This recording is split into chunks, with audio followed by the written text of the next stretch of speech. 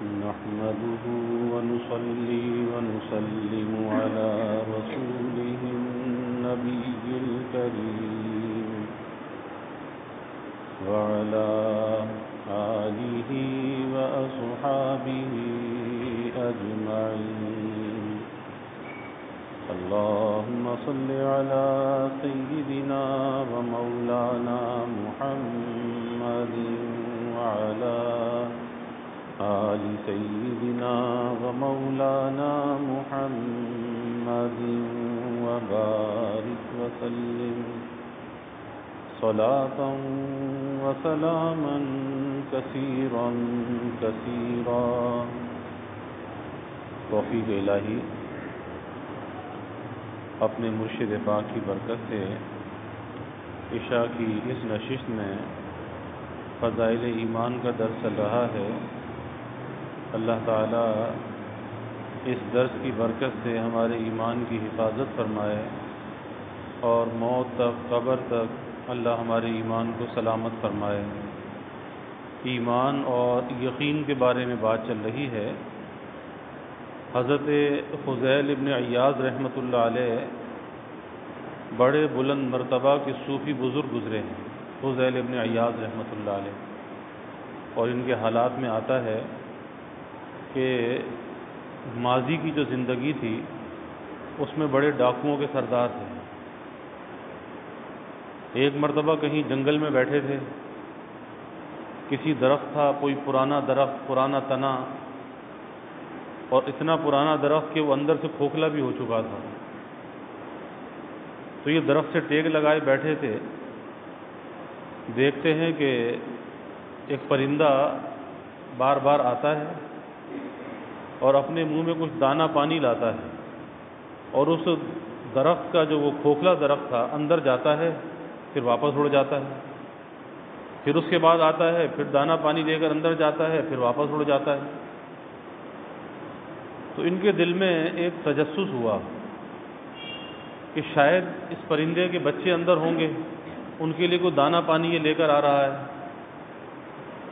تو یہ درخت پر چڑھے، اور درخت پر اوپر چڑھ کر جب اندر جھانک کر دیکھا تو ایک بہت بڑا اژدہا، بوڑھا، جو چل نہ سکے، منہ کھولے ہوئے اندر بیٹھا ہے، اور اللہ تعالیٰ اس کا رزق اسے پہنچا رہے ہیں. اس کا رزق اسے پہنچا رہے ہیں. اس پرندے کی ڈیوٹی لگا رکھی ہے. وہ پرندہ دانہ پانی لاتا ہے، وہ منہ کھلا ہوا ہے، اس کے منہ میں ڈالتا ہے، چلا جاتا ہے، پھر لاتا ہے، پھر ڈالتا ہے، پھر چلا جاتا ہے.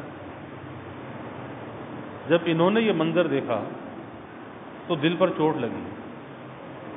کہا کہ اللہ ایک ایسے موذی جانور کو، جس کے مارنے پر بھی ثواب ہے، تو ایسے موذی جانور کو اللہ رزق کس طرح سے پہنچا رہا ہے؟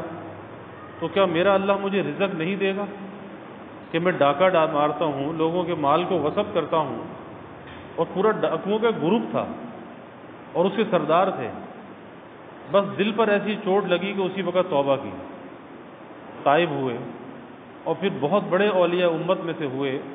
حضرت فضیل ابن عیاض رحمۃ اللہ علیہ، امام اعظم ابو حنیفہ رحمۃ اللہ علیہ کی جو شورا تھی، جہاں پر اس فقہ کی تدوین کا کام ہوتا تھا، جہاں پر مسائل پر بحث و مباحثہ ہوتا تھا، تو اس شورا کے بھی رکن رکین تھے فضیل ابن عیاض رحمۃ اللہ علیہ.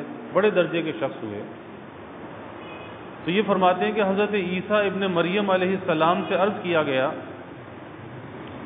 کہ اے عیسیٰ، آپ کس چیز کی مدد سے پانی پر چل لیتے ہیں؟ کس چیز کی مدد سے پانی پر چلنا؟ ایک عجوبہ ہے کہ آدمی پانی پر اگر پاؤں رکھے تو آدمی ڈوبنے لگتا ہے. تو عیسیٰ علیہ السلام کی معجزات میں سے کہ پانی پر چل لیتے تھے. تو کس چیز کی مدد سے پانی پر چل لیتے ہیں؟ تو حضرت عیسیٰ علیہ السلام نے فرمایا، ایمان اور یقین کی برکت سے. پانی پر جو چل لیتا ہوں، ایمان اور یقین کی برکت سے. تو ان لوگوں نے یہ عرض کیا کہ ایمان تو ہم بھی لائے ہیں، جیسا کہ آپ ایمان لائے ہیں ایسا ہم بھی ایمان لائے ہیں، اور ہمارا بھی ویسا ہی یقین ہے جیسا آپ کا یقین ہے. تو حضرت عیسیٰ علیہ السلام نے فرمایا کہ اچھا پھر تم پانی پر چل کر دیکھ لو، اگر میرے جیسا یقین ہے، میرے جیسا ایمان ہے تو پھر تم پانی پر چل کر دیکھ لو۔ چنانچہ وہ لوگ بھی حضرت عیسیٰ علیہ السلام کے ساتھ پانی پر چلنے لگے۔ اچانک ایک موج آئی اور وہ غرق ہونے لگے۔ حضرت عیسیٰ علیہ السلام نے ان سے پوچھا کہ اب تمہیں کیا ہو گیا کہ تم ڈوب رہے ہو، تو یہ تمہیں کیا ہوا؟ انہوں نے جواب دیا کہ دراصل ہم موج سے ڈر گئے، ہم موج سے ڈر گئے۔ اب یہ کیا تھا؟ یقین کامل نہیں تھا۔ موج کوئی ڈرنے والی چیز نہیں ہے، ڈرنا تو اللہ سے چاہیے، اور یہ موج سے ڈر گئے۔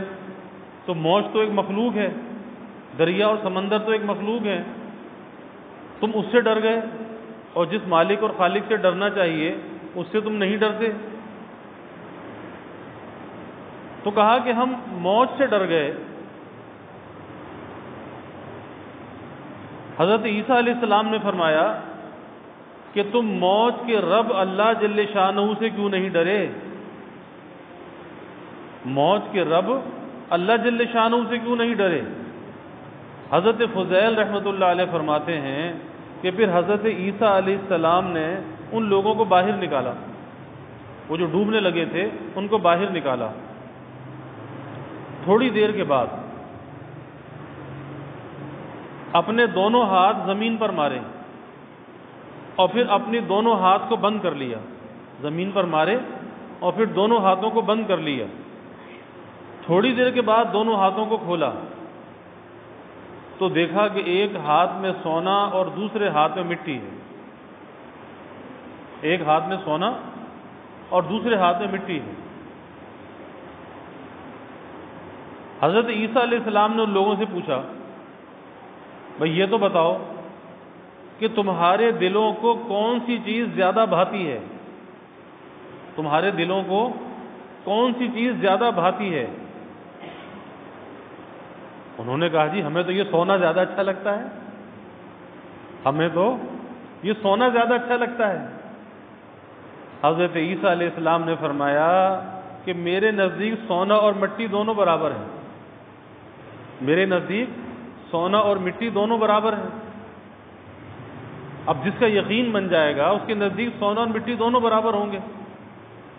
جیسے واقعات میں آتا ہے کہ ایک بہت غریب آدمی تھا اور اس غریب آدمی نے بہت قیمتی کپڑا بنایا، کھڈی پر جو کپڑا بنتا تھا پہلے، تو بڑا قیمتی کپڑا اس نے تیار کیا، اور وہ کپڑا اتنا قیمتی تھا کہ اسے سوائے بادشاہ کے اور کوئی خرید نہیں سکتا تھا، اور اس امید پر کہ یہ بادشاہ خریدے گا تو مجھے کچھ انعام بھی مل جائے گا، تو آگے بچیوں کی شادی ہے تو بچیوں کی شادی کر دوں گا۔ غریب آدمی تھا، تو وہ کپڑا لے کر بادشاہ کے دربار میں پہنچا۔ بادشاہ نے قیمت پوچھی تو بادشاہ نے کہا کہ بھئی یہ تو بہت مہنگا ہے اور یہ کپڑا میں نہیں خریدتا۔ اب اس کی امیدوں پر تو پانی پھر گیا کہ اتنا قیمتی کپڑا بنایا جو بادشاہ کے علاوہ کوئی خرید نہیں سکتا، اور بادشاہ نے انکار کر دیا۔ اب اس کی جو توقعات کا محل تھا وہ تو چکناچور ہو گیا کہ اس امید پر تھا کہ بادشاہ خریدے گا، پیسہ ملے گا، بچیوں کی شادی کروں گا، اپنی ضروریات کو پورا کروں گا۔ اب بیچارہ پریشان حال، پریشانی میں راستے سے گزرا ہوا جا رہا تھا۔ حضرت غوث پاک رحمۃ اللہ علیہ کا زمانہ تھا، تو حضرت غوث پاک رحمۃ اللہ علیہ کو کشف ہوا کہ یہ فلاں شخص جو گزرا ہوا جا رہا ہے یہ بیچارہ بڑا پریشان حال ہے۔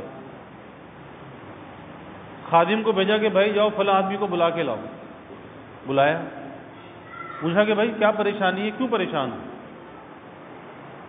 کہا جی وہ ایسے ایسے ہی کپڑا تیار کیا تھا اور اس امید پر کہ بادشاہ اسے خریدے گا، اب بادشاہ نے انکار کر دیا۔ اب میری تو ساری جو امیدوں کا محل تھا، توقعات کا محل تھا، وہ تو چکناچور ہو گیا، زمین بوس ہو گیا۔ اس امید پر محنت سے بنایا تھا کہ جو پیسہ ملے گا اپنی ضروریات کو پورا کروں گا، بچیوں کی شادی کروں گا، مجھے تو بچیوں کی شادی کرنی ہے۔ پوچھا کہ کتنی قیمت ہے؟ کہا جی تقریباً 30,000 درہم کا ہے۔ خادم سے کہا کہ بھئی 30,000 درہم دے دو۔ کپڑا خرید لیا، کپڑا لے لیا۔ اب وہ آدمی تو خوشی خوشی روانہ ہو گیا۔ اب ایک شہرت ہو گئی کہ وہ کپڑا جو بادشاہ نے نہ خریدا، ایک درویش نے خرید لیا، ایک فقیر نے خرید لیا۔ ظاہر ہے کہ اللہ والے فقراء میں سے ہوتے ہیں۔ بادشاہ تک بات پہنچی، بادشاہ کو بڑا ناگوار ہوا۔ اس نے کہا کہ اس درویش نے، اس فقیر نے ہماری بے عزتی کر دی۔ لوگ کیا کہیں گے کہ جو کپڑا بادشاہ نہ خرید سکا ایک درویش نے خرید لیا۔ اپنے وزیر کو بھیجا حضرت غوث پاک رحمۃ اللہ علیہ کے پاس کہ جاؤ اور جا کر پوچھو کہ تمہاری مجال کیسے ہوئی کہ تم نے یہ کپڑا خرید لیا، یعنی گویا کہ ہماری توہین کر دی۔ جب وزیر حضرت غوث پاک رحمۃ اللہ علیہ کے پاس پہنچا،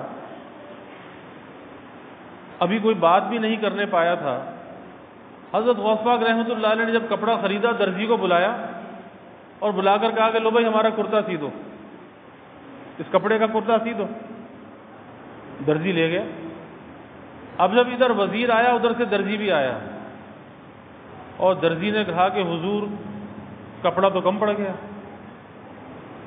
ایک آستین میں یا دامن میں کپڑا کم پڑ گیا، اب کیا کیا جائے؟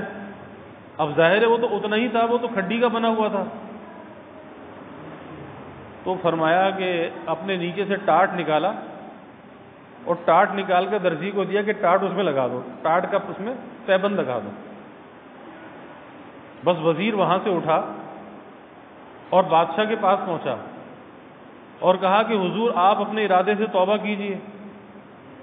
وہ درویش ایسا درویش ہے کہ جس کے نزدیک اتنا قیمتی کپڑا اور ٹاٹ دونوں برابر ہیں کہ اس کے لیے کوئی معیوب بات نہیں ہے، اتنے قیمتی کپڑے میں ٹاٹ کا پیبند لگانا کوئی معیوب بات نہیں ہے۔ تو یہ حقیقت ہے کہ انسان کے دل سے دنیا کی محبت نکل جائے، مال کی چاہت نکل جائے، مال کی رغبت نکل جائے، اور یہ کیفیت ہو جائے جیسے فرمایا کہ سونا اور مٹی دونوں برابر ہو جائیں۔ کیونکہ جہاں پر ہرس آتی ہے، لالچ آتی ہے، طمع، تو پھر وہاں پر انسان مادی چیزوں سے ڈرنے لگتا ہے، مادی چیزوں سے۔ اور جہاں پر ہرس اور لالچ نکل جاتی ہے، اللہ کا خوف دل کے اندر آ جاتا ہے، تو پھر وہاں پر انسان سوائے اللہ کے کسی سے نہیں ڈرتا۔ ہمارے سلسلے کے سرتاج حاجی امداد اللہ صاحب مہاجر مکی رحمۃ اللہ علیہ،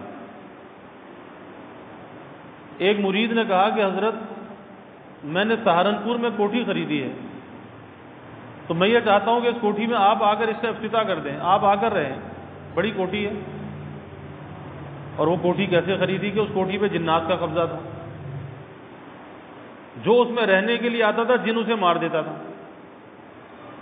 اس نے بڑی سستی خرید لی، اس نے کہا کہ چلو پہلے پیر صاحب کو بلا لیتے ہیں،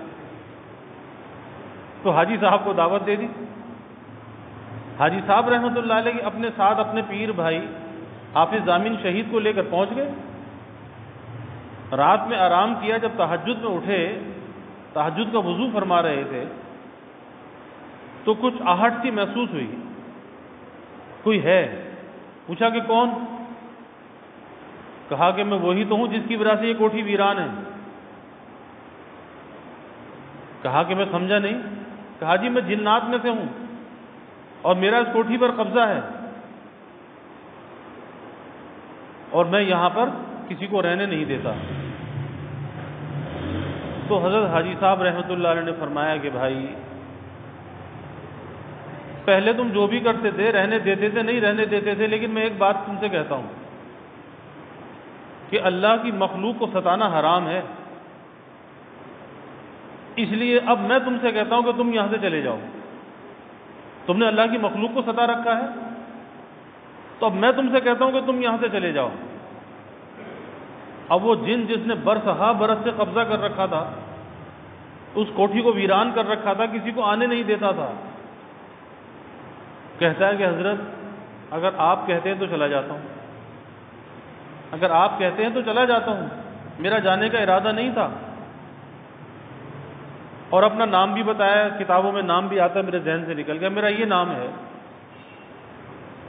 اور آئندہ اگر آپ کو کوئی ضرورت پڑے میں آپ کی خدمت کے لیے حاضر ہوں۔ فرمایا کہ مجھے کوئی خدمت کی ضرورت نہیں ہے، کوئی خدمت کی ضرورت نہیں ہے، کیونکہ جس کی نظر اللہ پر ہو بھلا اسے جنات سے خدمت دینے کی کیا ضرورت ہے؟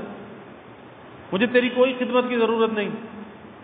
اور دیکھ جاتے جاتے برابر کے کمرے میں حافظ صاحب بھی ہیں، حافظ ضامن شہید رحمۃ اللہ علیہ، تو کہا کہ ذرا برابر میں ان سے بھی ملتے جانا۔ کہا کہ حضرت آپ سے تو مل بھی لیا، ان سے ملنے کی ہمت نہیں ہے، کیونکہ حافظ صاحب رحمۃ اللہ علیہ بڑے جلالی بزرگ تھے، بہت جلال اور غصے والے تھے، تو کہا کہ ان سے تو ملنے کی بھی ہمت نہیں ہے، اور یہ کہہ کر چلا گیا۔ تو کیا چیز تھی؟ تقویٰ کی برکت تھی، اللہ پر یقین کی برکت تھی، کہ جب انسان کا یقین اس درجے کا کامل ہو جائے، اللہ پر بھروسہ اس کا کامل ہو جائے، تو پھر وہ کسی چیز سے نہیں ڈرتا، ہر چیز اس سے ڈرتی ہے۔ پھر آگے اور بھی کئی واقعات ہیں۔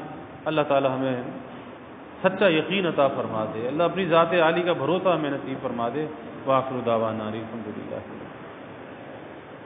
الحمد للہ رب العالمین والعاقبۃ للمتقین والصلاة والسلام علی اشرف الانبیاء والمرسلین اللہم صل علی سیدنا و مولانا محمد وعلی آل سیدنا و مولانا محمد وبارک وسلم ربنا آتنا فی الدنیا حسنہ وفی الآخرۃ حسنہ وقنا عذاب النار ربنا اتمم لنا نورنا واغفر لنا انك على كل شيء قدير اللهم اعنا على ذكرك وشكرك وحسن عبادتك اللهم وفقنا لما تحب وترضى من القول والعمل والفعل والنية والهدى انك على كل شيء قدير اللهم ارزقنا حبك وحب حبيبك صلى الله عليه وسلم اللهم ارزقنا